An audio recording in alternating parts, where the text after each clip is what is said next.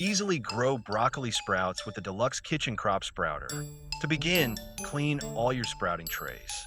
Trays can be washed by hand or in the dishwasher.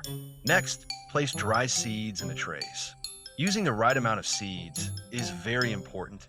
Adding too many seeds crowds the trays and does not allow them to drain properly. Next, water your seeds. To begin, stack up your sprouter trays. Then pour 2 cups of room temperature water in the top tray. Allow the water to drain from the trays. It can take up to 45 minutes or more for the water to drain from the top tray and collect in the bottom tray. The hydrophobic irrigation system will leave water in each tray when the seed are first started. This is to help the seeds get the extra water needed to germinate. When the seeds begin sprouting, you will notice the amount of water left in the trays is just enough to keep the seeds wet.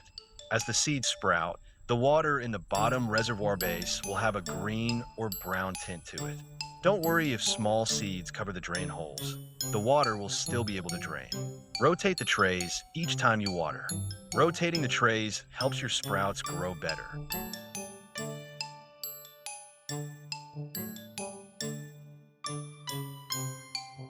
Continue watering 2 to 3 times a day.